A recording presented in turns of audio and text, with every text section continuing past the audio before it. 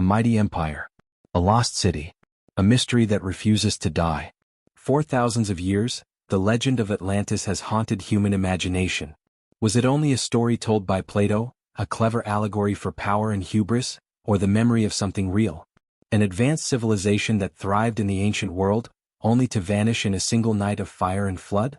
The question has fascinated humanity for centuries, because buried inside the myth lies the possibility that we are not the first to achieve greatness, that a civilization far older than Egypt or Mesopotamia once walked the earth and left behind only whispers. Tonight, we dive deep into the evidence, the myths, and the shocking discoveries that may prove Atlantis was not a fantasy at all, but a chapter of human history we were never meant to forget. Imagine a world older than pyramids, older than Stonehenge, a world wiped out by forces beyond imagination. Plato wrote of it more than 2,000 years ago, and yet his words still ignite fire in our minds.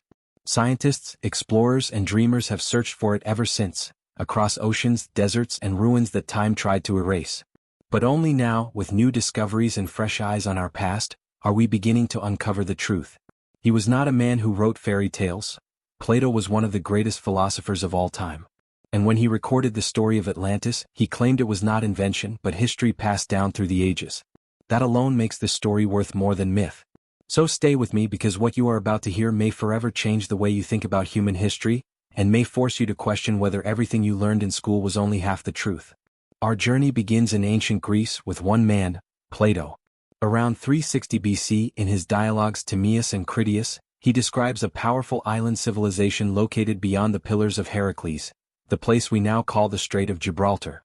In those writings, he painted a vision of an island rich in resources, where fertile fields stretched endlessly, where grand temples reached toward the skies, where the walls themselves gleamed with precious metals, and at its heart lay a capital city unlike anything we know, built in concentric rings of land and sea, connected by channels and guarded by mighty walls. This was Atlantis, not merely a kingdom but an empire that stretched across the known world, unmatched in wealth, in knowledge, and in naval power. It was said to be a paradise on earth, yet also a force of conquest, a place of ambition and pride. But like all tales of greatness, Plato also tells us of its downfall.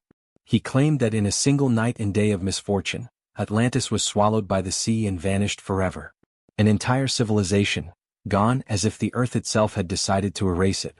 The question that has haunted us ever since is simple. Was Plato inventing a moral tale, or was he recording fragments of a memory so ancient that even his own world struggled to believe it?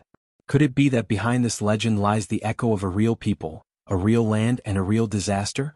Plato himself claimed the story came from Solon, one of Athens' greatest lawgivers, who traveled to Egypt centuries earlier.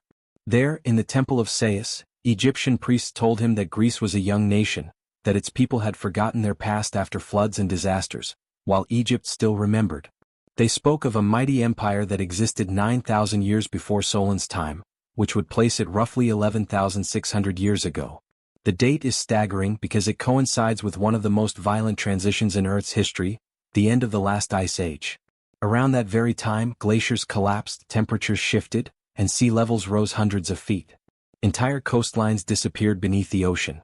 If ever there was a time when a great civilization could vanish overnight, this was it. The Egyptians described fire and flood, sudden catastrophe that wiped out an advanced culture. Scientists today call this the Younger Dryas event, a period of climate chaos, triggered perhaps by comet impacts slamming into the ice sheets, or by volcanic upheaval, or massive shifts in ocean currents. Whatever its cause, its effect was the same: destruction on a planetary scale. Oceans surged, rains fell, fire swept the land, and sea levels rose, drowning vast areas that humans once called home. Whole continents shrank, coastlines vanished, and millions of square miles of habitable land became seafloor. If Atlantis existed in those drowned coastal regions, it would have been swallowed, leaving only fragments and whispers. Could the flood remembered in Egypt, echoed in Plato's words, and repeated in myths across the world, all point back to this same cataclysm? Mainstream history tells us that civilization began only about 6,000 years ago with the Sumerians, Egyptians, and Indus Valley. But new discoveries are shattering that neat timeline.